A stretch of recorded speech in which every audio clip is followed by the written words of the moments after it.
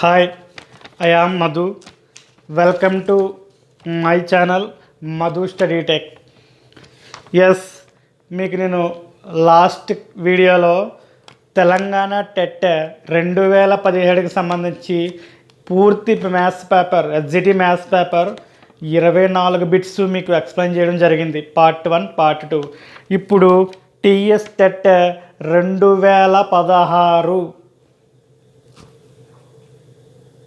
Yes, Telangana రాష్ట్ర ఆవిర్భావం తర్వాత జరిగిన మొట్టమొదటి టెస్ట్. ఓకేనా, మొట్టమొదటి టెట్. సో దీన్ని కూడా నేను పార్ట్ 1, పార్ట్ 2గా నేను ఎక్స్ప్లెయిన్ చేస్తాను. ఓకేనా. ఎస్, ముందుగా మనం ఈ ఎక్స్ప్లెనేషన్ కంటే ముందు జాగ్రత్తగా చూడండి. టెట్ డిఎస్సికి సంబంధించి ఎస్ సార్, నేను 2021 జనవరి 1 నుంచి స్టార్ట్ చేశాను.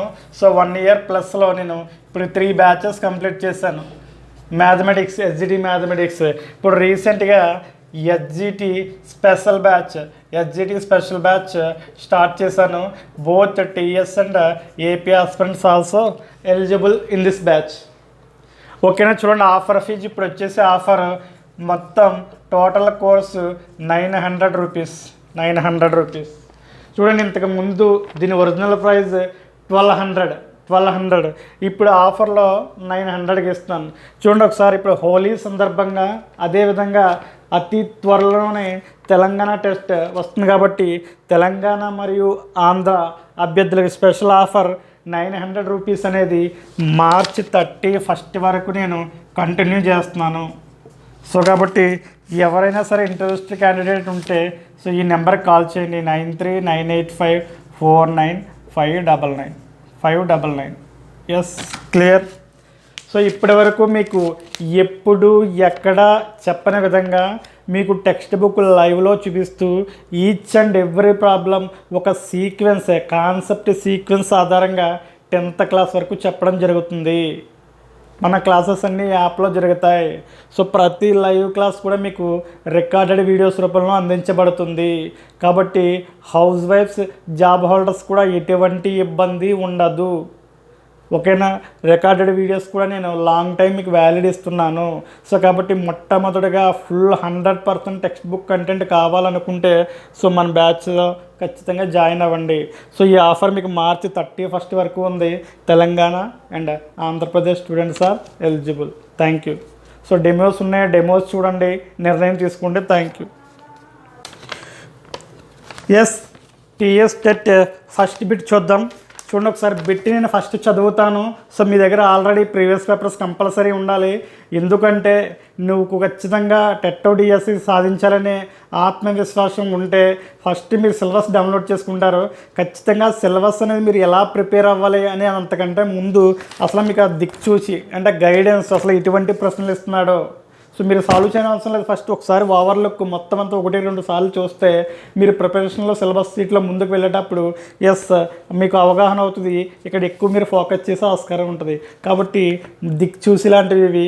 కాబట్టి ఖచ్చితంగా మనం ప్రీవియస్ పేపర్లు అనేది కంపల్సరీ అబ్జర్వ్ చేయాల్సిన అవసరం ఎంతైనా ఉంది.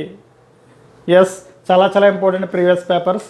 అప్పుడు సిలబస్ కంప్లీట్ అయిన తర్వాత అప్పుడు మనం ఎలాగే చేస్తాం. కాబట్టి ముందు సిలబస్ స్టార్ట్ చేసే ముందు ఒకసారి చూస్తే ఓవర్లుక్లో అది ప్లస్ అవుతుంది మనకి. ఎస్, ఇప్పుడు ఎక్స్ప్లెయిన్ చేస్తాను. చూడండి, first question same Telangana TET 2016లో ఇచ్చాడు. సేమ్ ఇదే 2017లో కూడా చెప్పుకున్నాం. Very very important. చూడండి ఒకసారి. సేమ్ ఈక్వల్ ప్యాటర్న్ ఇస్తున్నాడు కానీ వాల్యూస్ మార్చేస్తున్నాడు. అంతే సేమ్ క్వశ్చన్. చూడండి, ఫస్ట్ క్వశ్చన్ చదువుతున్నాను. ఒక మ్యాప్ 1:30,000 స్కేలునకు గీయబడినది. మ్యాప్లో 2 పట్టణముల మధ్య దూరం 4 సెంటీమీటర్లు అయితే వాటి మధ్య నిజ దూరం కిలోమీటర్లు అంత. Same, very simple. చూడండి ఒకసారి. ఫస్ట్ క్వశ్చన్ చూడండి. మ్యాప్లో 1:30,000 అంటే దాని అర్థం 1 సెంటీమీటరు 30,000 అని అర్థం. అంటే 1 సెంటీమీటర్ 30,000 ఇచ్చాడు. మ్యాప్లో 2 పట్టణాల మధ్య దూరం 4 సెంటీమీటర్లు అంటే 4 సెంటీమీటర్స్ ఎంత అంటే 1 సెంటీమీటర్ 30,000. 1 సెంటీమీటర్ మరి 4 సెంటీమీటర్స్ అంటే 4 × 30,000 సెంటీమీటర్స్ అవుతాయి. అంటే 4 3 12. సో కాబట్టి పక్కన 4 జీరోస్ ఉన్నాయి. 1 2 3 4 సెంటీమీటర్స్. అంటే ఎస్ 1,20,000 సెంటీమీటర్స్. వాడి కిలోమీటర్లో చెప్పమన్నాడు, ఆల్రెడీ డిస్కస్ చేస్తాం. సెంటీమీటర్లని ఫస్ట్ మీటర్లో మార్చాలంటే బై 100 కాబట్టి 2 జీరోస్ క్యాన్సిల్, అంటే 1200 మీటర్స్. సింపుల్. మళ్ళీ మీటర్ని కిలోమీటర్లోకి మార్చాలి. ఒక మీటర్ కిలోమీటర్లో 1000 కాబట్టి 1/1000తో భాగించాలి. 1/1000 అంటే 3 జీరోస్ ఉంటాయి కాబట్టి 1 2 3 ఇక్కడ పాయింట్ పెట్టాలి. ఇంక ఈ 2 జీరోస్ క్యాన్సిల్, అంటే 1.2 కిలోమీటర్స్. 1.2 కిలోమీటర్స్ కావాలంటే చూడండి, 1200 కదా, 1200 మీటర్స్ కిలోమీటర్స్లో మార్చాలంటే 1/1000 కిలోమీటర్స్ అవుతుంది. So already 2 zeros cancel. 12/10 అంటే 1.2, అంటే 1.2 కిలోమీటర్. సో ఇది first question. Very very simple. Same 2017లో కూడా ఇచ్చాడు ఈ మోడల్. ఓకేనా. నెక్స్ట్ సెకండ్ క్వశ్చన్ చదువుతున్నాం చూడండి. Simple question. ఒక సమద్విబాహు త్రిభుజమునకు గీయగల సౌష్ఠవ రేఖల సంఖ్య ఎంత? ఎస్ చూడండి ఒకసారి, symmetry.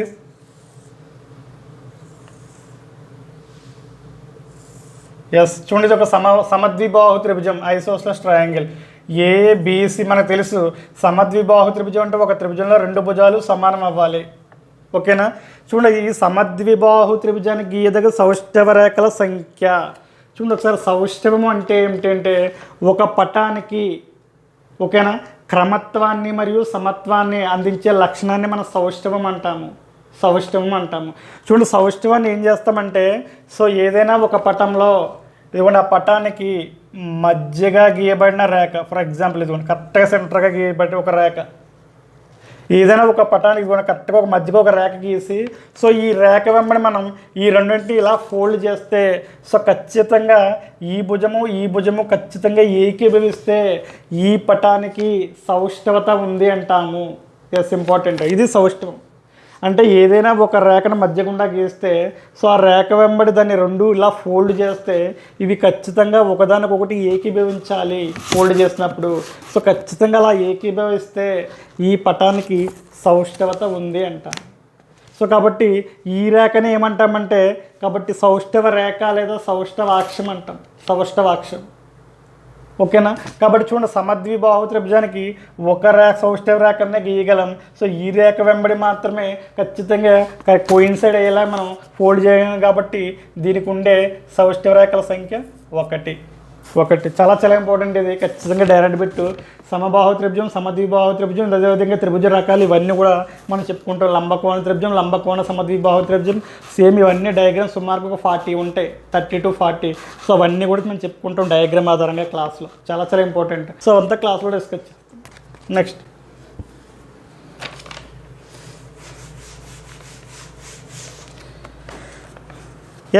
Third question, simple question. ఒక సంఖ్య 1ల స్థానంలో 7 ఉంటే ఆ సంఖ్య గణములో 1ల స్థానంలో ఉండే అంకె ఏది? ఎస్ చూడండి ఒకసారి, ఒక సంఖ్య మనకి ఇక్కడ ఎంతైనా మనకు అనవసరం, అది 2 డిజిట్సా 3 డిజిట్సా ఏదైనా 1 డిజిట్ మనకు అనవసరం.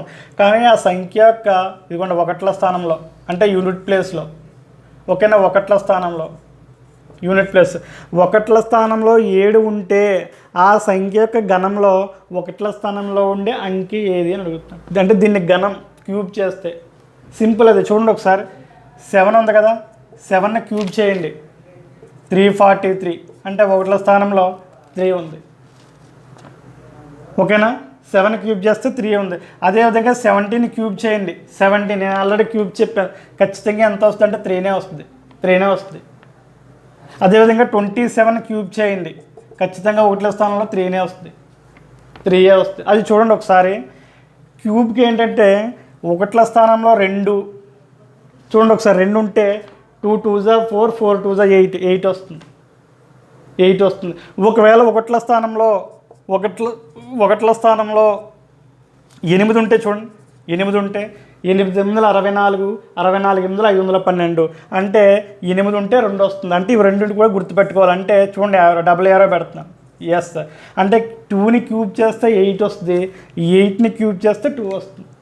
ఇదిగోండి 2 ఉంది కదా, 2 క్యూబ్ అంటే 8, 2 క్యూబ్. ఓకేనా, 8 క్యూబ్ అంటే 8 8 64, 64 8 512 అంటే 1ల స్థానంలో, ఇది 1ల స్థానంలో వాల్యూ. అంటే 2కి 8 వస్తుంది, 8కి 2 వస్తే గుర్తుపెట్టుకోవాలి సీక్వెన్స్. అదేవిధంగా ఇంకో కాంబినేషన్ ఉంటుంది, ఇప్పుడు చెప్పుకున్న చూడండి ఒకసారి. 3కి 7 వస్తుంది, 7కి 3 వస్తుంది. చూడండి కావాలంటే సంథింగ్ ఎందుకు ఒకట్ల స్థానంలో 3 ఉంది కదా, 3ని క్యూబ్ చేయండి. 3ని క్యూబ్ చేయండి. 3 3 జా 9, 9 3 జా 27, అంటే ఒకట్ల స్థానంలో 7 వచ్చింది, అంటే 3కి 7 వచ్చింది. ఇప్పుడు నేను 7ని క్యూబ్ చేస్తాను. ఒకట్ల స్థానంలో 7 ఉంది కదా, 7ని క్యూబ్ చేస్తే 7 7 జా 49, 49 7 జా 343, 343. ఇదిగోండి, అంటే 3కి 7, 3 వస్తే 7 ఒకట్ల స్థానంలో 3 వస్తే దాని యొక్క గణంలో ఒకట్ల స్థానంలో 7. ఇక్కడ ఒకట్ల స్థానంలో 7 వస్తే దీని యొక్క గణంలో ఒకట్ల స్థానంలో 3. ఇవి రెండు గుర్తుపెట్టుకోవాలి క్యూబ్లో. 2కి 8, 3కి 7, మిగిలినంతా సేమ్. 1 ఉంటే 1ఏ, ఓకేనా. 4 ఉంటే 4 4 16, 16 4 64, 4ఏ. 5 5 ఏ నెంబర్కు 9కి 9ఏ, ఓకేనా. సేమ్ ఇంకా 6కి 6ఏ. 6 6 36, 36 216. అంటే 2కి 8 వస్తే 8కి 2 వస్తే, 3కి 7 వస్తే 7కి 3 వస్తాయి, అంతే. మిగిలిన నెంబర్లు సేమ్. ఇది క్యూబ్ యొక్క ట్రిక్స్లో మనం చెప్పుకుంటాం. ఒకసారి 4th క్వశ్చన్. ఖచ్చితంగా భిన్నాల నుంచి ఒక క్వశ్చన్ ఇస్తున్నాడు. 1 షాట్ 4 బార్స్. అతి చిన్న భిన్నం లేదా అతి పెద్ద భిన్నం అడుగుతాడు. ఆరోహణ క్రమం, అవరోహణ క్రమం. ఖచ్చితంగా 4 కాన్సెప్ట్లో ఏదో కూడా ఒకటి ఇస్తాడు. చూడండి, ఇప్పుడు కూడా ఇచ్చాడు, కానీ డిఫికల్ట్గా ఇచ్చాడు. చూడండి ఒకసారి, తెలంగాణ టెట్ బిట్ ఇది చాలా కొంచెం డిఫికల్ట్గా ఇచ్చాడు, జాగ్రత్త చూడండి. మనం ఆల్రెడీ టెక్నిక్ చెప్పుకున్నాం. First one -4/9, second one -5/12, third one -7/18, and fourth one -2/3. జాగ్రత్తగా చూడండి ఒకసారి, ప్రతి దానికి మైనస్ ఇచ్చాడు. ఓకే, క్వశ్చన్ చూడండి. అతి చిన్న అకరణీయ సంఖ్య ఏది? అతి చిన్న అకరణీయ సంఖ్య అంటే భిన్నం అని గుర్తుపెట్టుకోవాలి. ఎందుకంటే అకరణీయ సంఖ్య రూపం ఏంటంటే P/Q, where Q is greater than 0. ఓకేనా. సో అంటే ఇక్కడ చూడండి, చాలా టెక్నికల్గా అతి చిన్న అకరణీయ సంఖ్య అంటే కన్ఫ్యూజ్ అవసరం లేదు. ఎందుకంటే అకరణీయ సంఖ్య యొక్క ఫామ్ ఏంటంటే P/Q. P/Q అంటే భిన్నమే కదా. సో కాబట్టి భిన్నాల్ని అకరణీయ సంఖ్యలే కాన్సెప్ట్లో అడిగాడు. ఓకేనా. చూడండి, అతి చిన్న అకరణీయ సంఖ్య ఏదంటే అతి చిన్న భిన్న విధంగా చెప్పుకోవచ్చు. అయితే ఇక్కడ ఇంపార్టెంట్ పాయింట్, ప్రతి దానికి కూడా మైనస్ పెట్టేది. ఇది లాజిక్ జాగ్రత్త చూడండి. ఇక్కడ సేమ్ మనం ట్రిక్ అప్లై చేస్తాం, కానీ ఇక్కడ కాన్సెప్ట్ ఏంటంటే, ఫర్ ఎగ్జాంపుల్ నెంబర్ 3, నెంబర్ 4 అంటే +3, +4.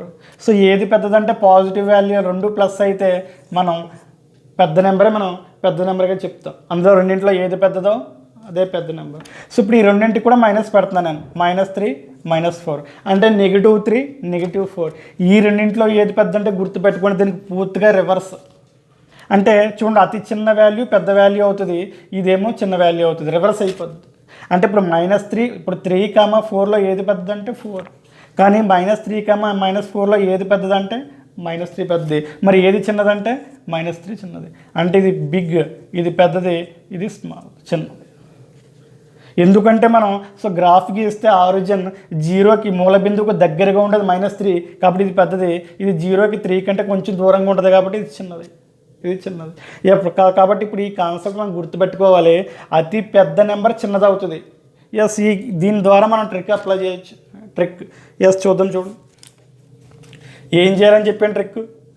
ఇదిగోండి, డినామినేటర్ నుంచి అప్వర్డ్ యారో వేయాలి.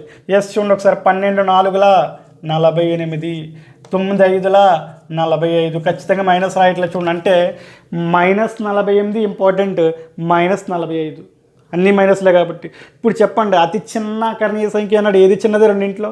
ఇది చిన్నది అన్నాడంటే పెద్ద నెంబర్ చిన్నది అవుతుంది, అంటే ఇందులో చిన్నది 48 అవుతుంది, కాబట్టి ఇది ఎలిమినేట్. అంటే ఈ 48 అంటే ఈ ఫ్రాక్షన్ కదా, అంటే -4/9, అండ్ మరలా దీన్ని కంపేర్ చేయాలి -7/18.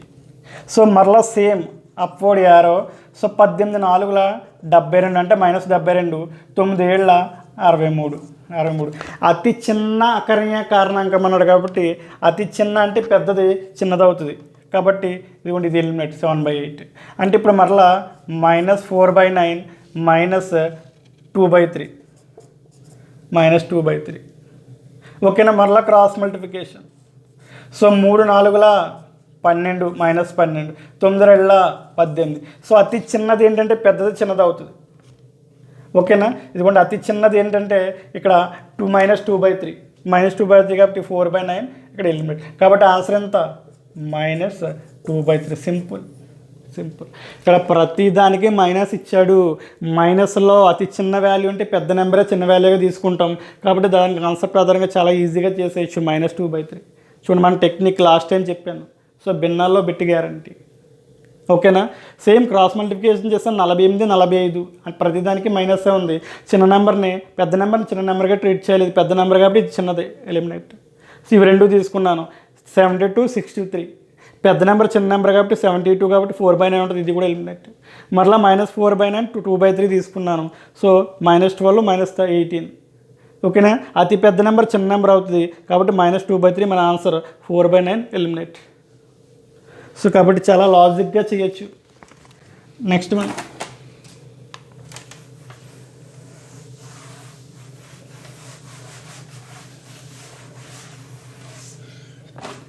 ఎస్ 5th వన్ జాగ్రత్త చూడండి ఒకసారి.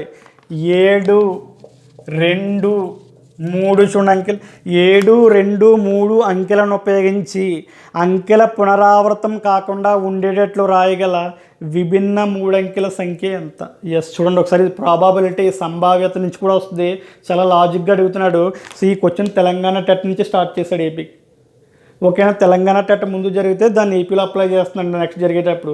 ఒకవేళ ఇప్పుడు ఏపీలో చాలా టెట్లు జరిగినాయి. 2018 నెంబర్ ఆఫ్ పేపర్స్ ఉన్నాయి. ఓకేనా? ఈ ఖచ్చితంగా తెలంగాణ వాళ్ళు ఫాలో అవ్వాలి కంపల్సరీ. ఎందుకంటే ఎగ్జామినర్ సెట్టింగ్ సేమ్, దానికి ఎక్స్టెన్షన్ ఉంటుంది. ఓకేనా? సో కాబట్టి జాగ్రత్తగా ప్రిపేర్ అవ్వాలి. క్వశ్చన్ చూడండి ఒకసారి. 7, 2, 3 అంకెలను ఉపయోగించి అంకెల పునరావృతం కాకుండా ఉండేటట్లు, అంటే రిపిటేషన్ ఉండకూడదు. మరి అంకెల పునరావృతం అయితే, సో 2 మోడల్స్ ఇక్కడ జాగ్రత్త. ఇంపార్టెంట్ ప్రశ్న ఇది. ఫస్ట్ ఏంటంటే 7, 2, 3 ఇక్కడ ఏమనంటే అంకెల పునరావృతం కాకుండా, అంటే పునరావృతాన్ని అనుమతించకుండా, ఇదొక మోడలు. ఒకవేళ పునరావృతాన్ని అనుమతిస్తే ఇదొక మోడల్. మరలా ఇందులోనే ఒకవేళ ఏదో ఒక నెంబర్ 0 ఇచ్చి పునరావృతాన్ని అనుమతించకుండా పునరావృతాన్ని అనుమతిస్తే 4 మోడల్స్. Very very important. 0 ఇచ్చినప్పుడు పరిస్థితి ఏంటి? చాలా చాలా జాగ్రత్తగా ఉండాలి. 0 ఇస్తే, ఇక్కడ 0 ఇవ్వలేదు కాబట్టి హ్యాపీ. సో 0 ఇస్తే చాలా చాలా జాగ్రత్తగా చేయాలి. మంచి కాన్సెప్ట్ ఉంటుంది దానికి కూడా. చూద్దాం ఇప్పుడు. ఫస్ట్ జనరల్గా వాడు ఏమంటున్నాడంటే 7, 2, 3 అంకెలను ఉపయోగించి అంకెల పునరావృతం కాకుండా విభిన్న 3 అంకెల సంఖ్యలు రాయమంటున్నాడు. జనరల్గా చెప్పొచ్చు, చిన్న నెంబర్ ఇచ్చాడు కాబట్టి. ఫర్ ఎగ్జాంపుల్ చూద్దాం. చూడండి ఫస్ట్ పాజిబిలిటీ ఇదిగోండి. 7, 2, 3 723 డైరెక్ట్గా రాసేయచ్చు. ఎక్కడ కూడా రిపీట్ అవ్వలేదు. నెక్స్ట్ ఏంటంటే ఇదే 7తో కూడా పాజిబిలిటీ అవుతుంది. ఏదంటే 7, 3, 2 చూడండి. అంటే నేను 7ని ఉపయోగించి విభిన్న సంఖ్యలు ఉండే విధంగా 2 పాసిబిలిటీస్ రాస్తాను. ఇప్పుడు సేమ్ 7, 7 అయిపోయింది కదా. ఇప్పుడు 2ని ఉపయోగించి రాస్తాను చూడండి. అంటే 237. అదేవిధంగా 273. ఎస్ 3 కూడా వేరు వేరు నెంబర్లే ప్రతి చోట. ఓకేనా? సో ఎక్కడ కూడా పునరావృతం చేయలేదు, అనుమతించలేదు పునరావృతాన్ని. నెక్స్ట్ ఇంకేముంది? ఇక్కడ 3 ఉంది. 3ని ఉపయోగించి 327 327. అదేవిధంగా మరలా 3ని ఉపయోగించి 372. అంతే, ఇంకా పాసిబిలిటీస్ లేవు చూడండి. 1, 2, 3, 4, 5, 6. ఎస్ ఆన్సర్ ఏంటంటే 6 పాసిబిలిటీస్. 6 possibilities important. చాలా సింపుల్. ఇది చిన్న నెంబర్లు ఇచ్చాడు 7, 2, 3 కాబట్టి డైరెక్ట్గా చేసేస్తాము. ఒక్కొక్కసారి పెద్ద నెంబర్లు ఇస్తాడు, అప్పుడు ఇలా కాదు. అప్పుడు దాని కాన్సెప్ట్ కావాలి. చూడండి దీని కాన్సెప్ట్ ఏంటంటే ఎన్పిఆర్. సో ఇక్కడ ఎన్ అంటే ముందుగా వాడు ఇచ్చిన సంఖ్యలు ఏంటంటే 1, 2, 3 కాబట్టి 3p. వాడు ఎన్ని రాయమన్నాడు? 3 విభిన్న రాయమన్నాడు కాబట్టి 3p3. ఇక్కడ 3p3 అంటే 3 ఫ్యాక్టోరియల్ వస్తుంది. 3 ఫ్యాక్టోరియల్ అంటే 3 నుంచి వెనక్కి రావాలంటే 3 × 2 × 1. సో 3 2 6, 6 1 6 అయిపోయింది. 6. ఓకేనా? సో లేదు అంటే చూడండి ఒకసారి ఇంకొక రకంగా ఎలా చేయొచ్చు అంటే చూడండి జాగ్రత్త. ఇదిగోండి ఇక్కడ చేస్తాం ఇంకొక రకంగా. ఎస్ ఇదిగోండి 7, 2, 3 ఇచ్చాడు కదా. సింపుల్ 7, 2, 3 ఇచ్చాడు కదా. ఫస్ట్ ఏమన్నాడంటే పునరావృతాన్ని అనుమతించకుండా అన్నాడు. మరి పునరావృతాన్ని అనుమతించకుండా అంటే చూడండి ఒకసారి పాజిబిలిటీ చెక్ చేద్దాం. ఇక్కడ 1, 2, 3 3 విభిన్న నెంబర్లు ఉన్నాయి కదా. ఫస్ట్ నేను ఇక్కడ 7 తీసుకోవచ్చు. జాగ్రత్త చూడండి. పునరావృతాన్ని అనుమతించకూడదంటే ఇక్కడ నేను ఒక కేసులో 7 తీసుకోవచ్చు. అది ఇక్కడ 7 తీసుకోవచ్చు. లేదా ఒకవేళ నేను 2 కూడా తీసుకోవచ్చు, లేదా ఇక్కడ నేను 3 కూడా తీసుకోవచ్చు. అంటే నాకు ఇక్కడ ఎన్ని పాసిబిలిటీస్ ఉన్నాయంటే 3 పాసిబిలిటీస్ ఉన్నాయి. జాగ్రత్తగా చూడండి, 3 పాసిబిలిటీస్ ఉన్నాయి. ఫర్ ఎగ్జాంపుల్ నేను 7 తీసుకున్నాను అంటే 7 వెళ్ళిపోయింది ఒక పాసిబిలిటీ. అంటే ఇక్కడ ఎన్ని ఉన్నాయి, 2 పాసిబిలిటీస్ ఉన్నాయి. అంటే 2, 3 ఉంది అంటే నేను ఇక్కడ 2 అని అప్లై చేయొచ్చు, 3 అని అప్లై చేయొచ్చు. అంటే ఇక్కడ 2 పాసిబిలిటీస్ ఉన్నాయి. ఓకేనా? అంటే ఫర్ ఎగ్జాంపుల్ నేను ఇక్కడ 2 వేస్తాను అనుకోండి, ఇంకా 3 ఉంది, ఇక్కడ 1 ఉంది, ఖచ్చితంగా 3 మాత్రమే ఉంటుంది. ఇంక ఇక్కడ 3 అంటే 1 పాసిబిలిటీ, 3 1 కదా, అంటే 1 పాసిబిలిటీ మాత్రమే ఉంది. ఎస్, మొత్తం దేర్ఫోర్ మొత్తం రాయాల విభిన్న 3 అంకెల సంఖ్య అంటే 3 × 2 × 1 మల్టిప్లై చేయాలి. 3 2 6, 6 1 6. Yes, very very important model. మరి ఇక్కడ 0 ఇస్తే ఏంటి? 0 ఇస్తే పునరావృతాన్ని అనుమతించకుండా, 0 ఇచ్చి మధ్యలో ఏదో ఒకటి పునరావృతాన్ని అనుమతిస్తే ఎస్ చాలా చాలా సింపుల్గా చేస్తాను. సో అసలు చూడండి ఎన్ని మెథడ్స్ చెప్పాము. Direct method, so formula method, and so general possibilities check చేసి కూడా చేయొచ్చు. సో ఇలా మనం ఎలా అయినా సరే మనం ప్రాబ్లం చేయొచ్చు. నెక్స్ట్ సిక్స్త్ వన్ చూడండి ఒకసారి. 6th వన్ సింపుల్ చూడండి, ఇదే మోడల్. మరలా అక్కడ ఒక తాడు మొత్తం పొడవు ఇచ్చేసి 2 ముక్కలు ఇచ్చేసి అక్కడ గాజు కడ్డీ ఇచ్చాడు. చూడండి 2017 పేపర్లో గాజు కడ్డీ ఇచ్చేసాడు. ఒక గాజు కడ్డీ పగిలి 3 ముక్కలు అయింది, 2 ముక్కల పొడవు ఎంత అయితే 3వ ముక్క ఎంత అంటే ఇక్కడ తాడు అంటున్నాడు. Same model, same comparison model. అంటే చూడండి 11 మీటర్ల పొడవు గల ఒక తాడు, అంటే మొత్తం తాడు పొడవు ఎంత అంటే 11 మీటర్ల తాడు పొడవు. ఓకేనా? ఆ తాడు నుండి 2 3/3 మరియు 3 3/10 మీటర్ గల 2 ముక్కలను కత్తిరించగా మిగిలిన ముక్క పొడవు ఎంత అంటే చూడండి ఒకసారి. దీని నుంచి 2 3/5, అదేవిధంగా 3 3/10 కట్ చేయగా సో ఈ ముక్క పొడవు ఎంత అంటున్నారు. సింపుల్ చెప్పుకున్నాం కదా మనం. అప్పుడు ఏం చేస్తామంటే ఈ 2 కలిపేస్తాం, ఎడిషన్ చేసి. సో ఈ మొత్తం నుంచి తీసేస్తే 3వ ముక్క వచ్చేస్తుంది. 3 యొక్క తాడు పొడవు ఎంత వచ్చేది. సింపుల్. అంటే ముందు ఇవి 2 కూడా మనం ఎడిషన్ చేయాలంటే దీన్ని ఫ్రాక్షన్స్లోకి మార్దాం చూడండి. అంటే 5 2 10, 10కి 3 కలిపితే 13, సో 13/5. సో 10 3 30, 30కి 3 కలిపితే 33/10. ఎస్, ప్లస్ ఎడిషన్ చేయాలి.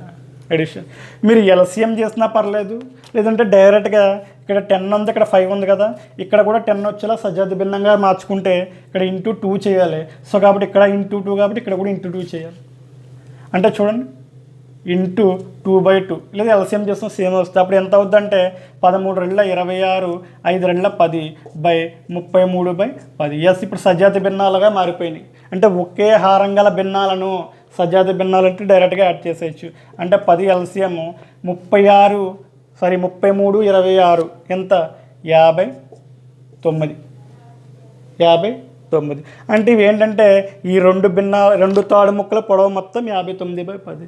మరి మొత్తం తాడు పొడవు 11 అన్నాడు కదా. సో కాబట్టి మొత్తం నుంచి 2 ముక్కల పొడవు తీసేస్తే మిగిలింది వస్తే అంటే 11 - 59/10.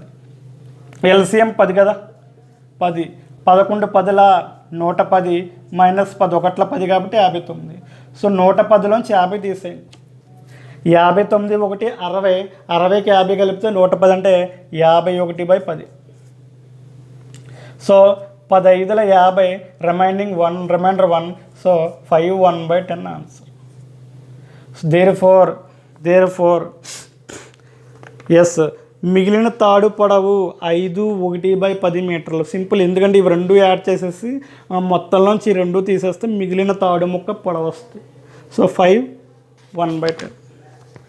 నెక్స్ట్ చూడండి ఒకసారి. Next question 7th question. Yes, 7th question very very very important. మొత్తం ఈ పేపర్కే హైలైట్. ఇంకా ఆ విషయానికి అడిగితే మొత్తం తెలంగాణ అండ్ ఇప్పుడు టెట్ 2 టెట్లో జరిగిన పేపర్లో మొత్తం హైలైట్కి వచ్చినది. సో మొత్తానికి హైలైట్కి వచ్చాను. ఇప్పుడు చెప్పబోయే 7th క్వశ్చన్ జాగ్రత్త చూడండి, ఎంత క్రిటికల్గా అడిగే క్వశ్చన్. నేను ఆల్రెడీ చెప్తున్నాను, మ్యాథ్స్ విషయంలో చాలా చాలా చాలా కేర్ఫుల్గా ఉండాలి. ముందు అందరూ కూడా ఫుల్గా 100% టెక్స్ట్ బుక్లు చేయాలి. సో టెక్స్ట్ బుక్లు చేసిన తరువాత కంపల్సరీ బయట ప్రాబ్లమ్స్, రిలేటెడ్ ప్రాబ్లమ్స్ కంపల్సరీ నేర్చుకోవాలి. ఇదిగో ఎగ్జాంపుల్ కళ్ళ ముందు చూపిస్తున్నాను. సో ఇప్పటివరకు నేను మాటలు చెప్పాను వాయిస్ ద్వారా, చాలా సందర్భాల్లో డైరెక్ట్ లైవ్ చూపిస్తున్నాను ఇప్పుడు. సో టెక్స్ట్ బుక్లో కనిపించదు, ఎగ్జామ్లో కనిపిస్తుంది. సో అందరూ కూడా అదే కంటెంట్, అందరూ కూడా అదే చదువుతారు. కానీ ఇటువంటి మ్యాథ్స్ ఎవరైతే ఈ బిట్స్ చేస్తారో ఖచ్చితంగా ర్యాంక్లో మీ జిల్లాలో ముందుండే ఆస్కారం ఉంటుంది. కన్ఫామ్గా మీకు ఖచ్చితంగా జాబ్ కన్ఫామ్ అవుతుంది. చెప్పాను కదా, ఎవరో చేయలేని అందరూ చేయగలిగే బిట్లు మనమే చేయాలి. సో ఎవరు చేయలేని ఇటువంటి బిట్లు ఖచ్చితంగా మనం కొన్నన్నా చేస్తే ఖచ్చితంగా మనం సక్సెస్ అవుతాం. కాబట్టి మ్యాథ్స్ చాలా చాలా జాగ్రత్త. ఇంట గెలిచిన తర్వాత రచ్చ గెలవాలి. సో మరి ముందు అసలు మనం టెక్స్ట్ బుక్ కంటెంటే ఫుల్గా చేయట్లేదు, మరి ఇంకా బయట ఏం చేస్తాం? సో కాబట్టి ఎక్కడ ఎవరిని ఏమీ నమ్మొద్దు, మీ మీద మీరు నమ్మకం ఉంచుకోండి. సో ఆల్రెడీ నేను ఇప్పటివరకు చెప్పిన ప్రూఫ్స్ కూడా చూపిస్తున్నాను నేను. సో కాబట్టి జాగ్రత్త. సో క్వశ్చన్ చదువుతున్నాను చూడండి. ఒక చతురస్రాకార పొలం వైశాల్యము 36 చదరపు మీటర్లు. ఎస్, మెంజరేషన్ అని తెలుస్తుంది ఈ వర్డ్ చదవగానే. నెక్స్ట్, ఒక పక్షి నిమిషానికి 30√2 మీటర్ల వేగంతో ఆ పొలం కర్ణం గుండా పోయే రేఖ వెంబడి ఎగురుచున్నచో. ఇక్కడ గంట కొడుతుంది అందరికి కూడా. వైశాల్యం 36 చతురస్రం ఓకే. పక్షి ఏంటి, కర్ణం గుండా ప్రయాణించడం ఏంటి, రేజ్ అవుతుంది అనమాట. ఒక రకమైన అలజడి. చూద్దాం. రేఖ వెంబడి ఎగురితే ఆ పొలాన్ని దాటుటకు ఆ పక్షికి పట్టు సమయం ఎంత? ఏంటి మెంజరేషన్ అడిగితే చుట్టుకొలత అడగాలి, కర్ణం అడగాలి, సంథింగ్, లేదంటే వైశాల్యం అడగాలి, ఏదన్నా అడగాలి. కానీ సమయం ఏంటి? ఎక్కడ ప్రాబ్లం ఇది? జాగ్రత్తగా చూడండి. Very very simple.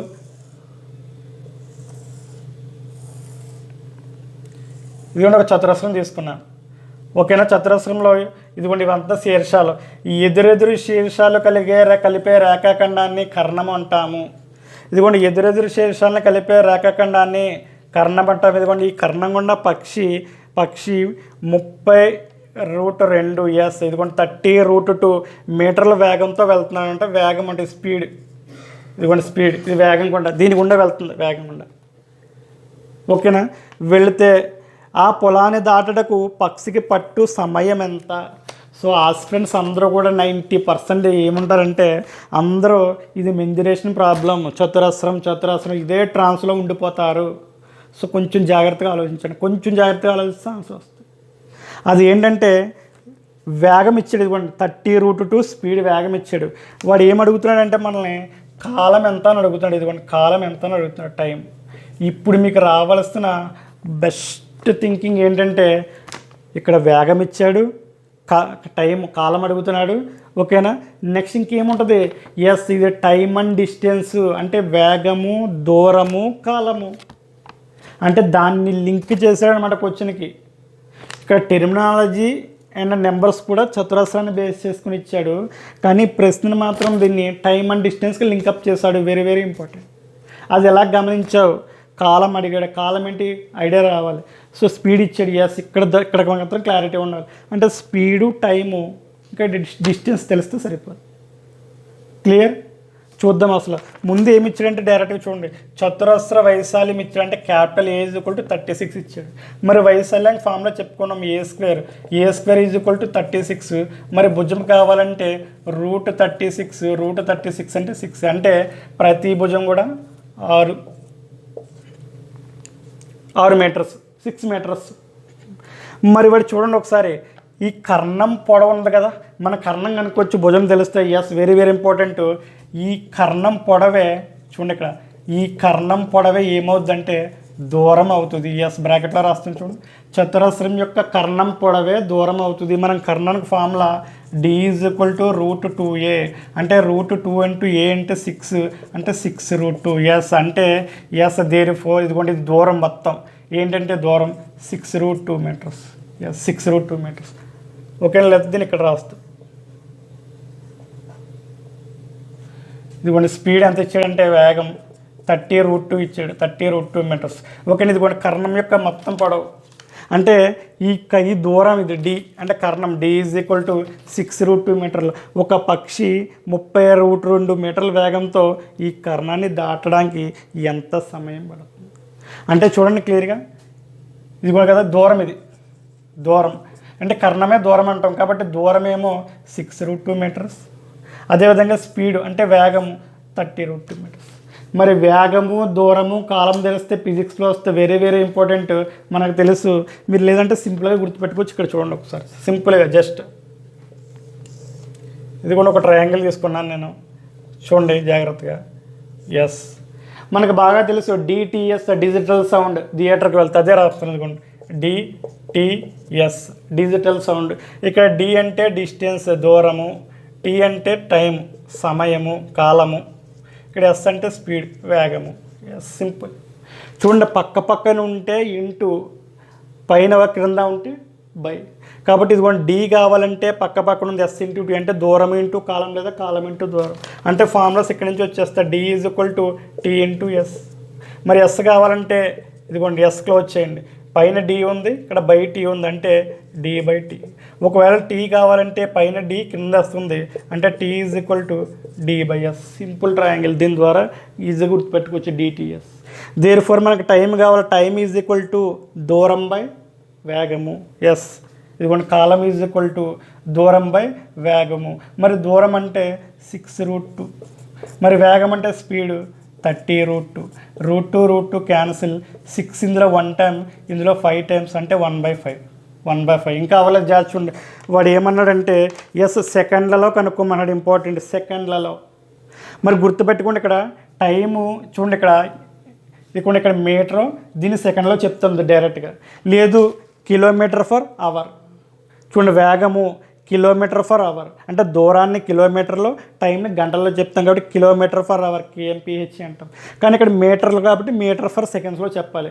కానీ వాడు సెకండ్లలో కనుక్కోండి అంటున్నాడు. క్లూ అంటే సెకండ్లలో కనుక్కోండి అంటే వాడు ఇచ్చింది ఏంటంటే నిమిషాల్లో ఇచ్చాడని అర్థం. Very very important point. ఇక్కడ కాలాన్ని మీటర్ ఫర్ సెకండ్స్లో కొలుస్తాం. మీటర్ అంటే ఇది దూరాన్న మీటరు, టైం సెకండ్స్.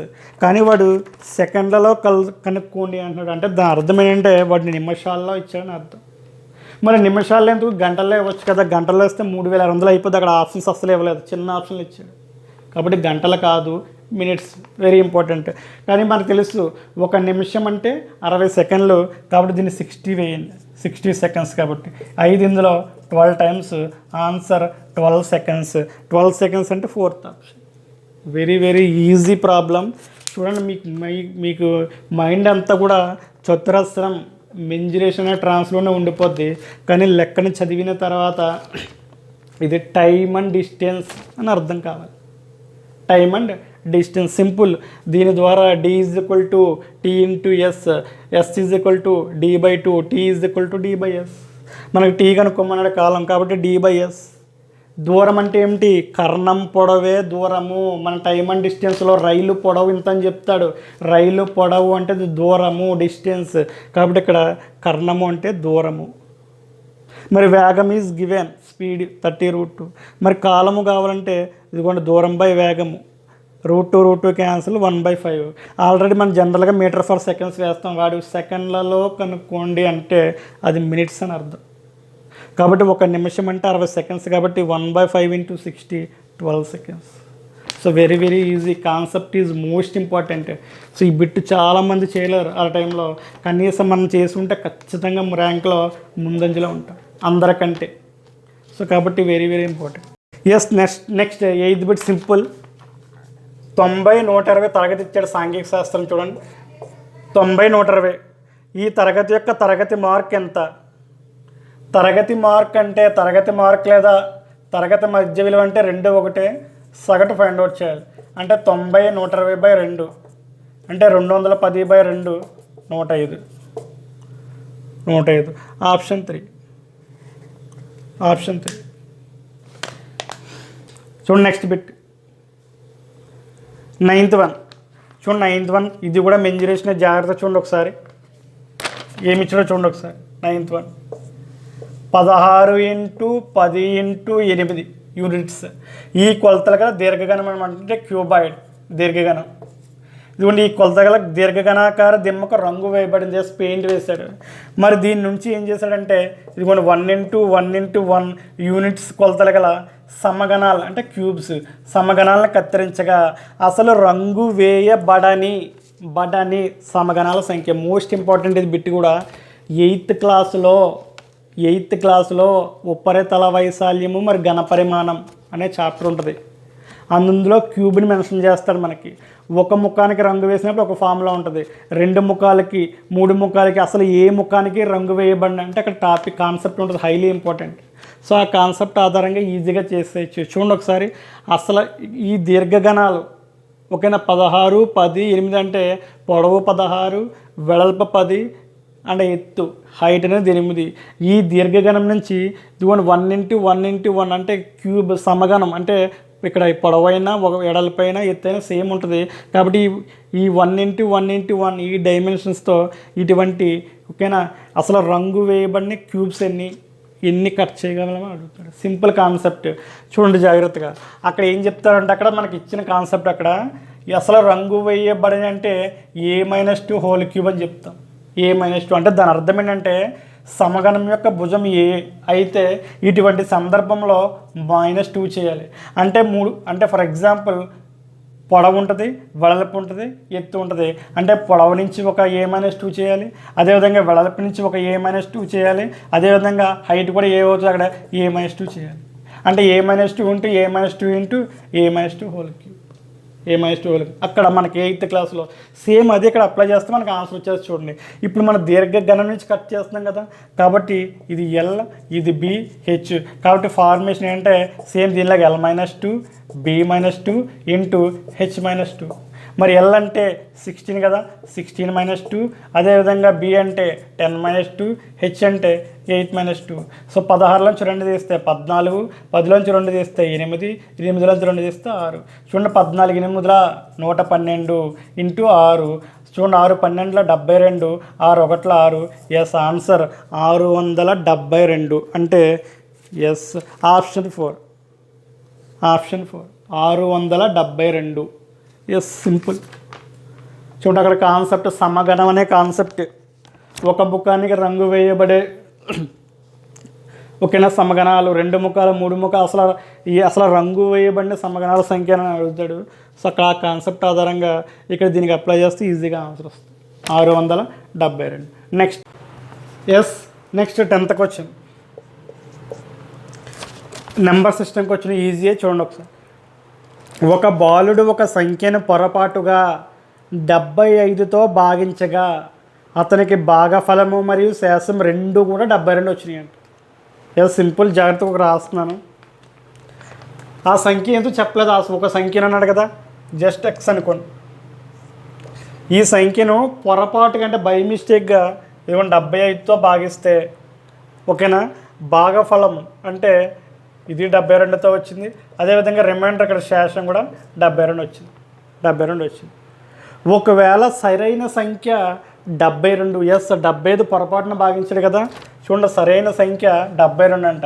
సో 72తో భాగిస్తే అదే సంఖ్యని Xని, అప్పుడు రిమైండర్ ఎంత, ఎదుగోండి ఇక్కడ శేషం ఎంత అని అడుగుతుంది. ఇది ప్రశ్న. క్లియర్గా చూడండి ఒకసారి. ఒక బాలుడు ఒక సంఖ్యను మనకు తెలియదు, ఆ సంఖ్య X అనుకున్నాం, పొరపాటున బై మిస్టేక్ 75తో డివైడ్ చేస్తే భాగఫలము మరియు శేషం కూడా 72 వచ్చింది.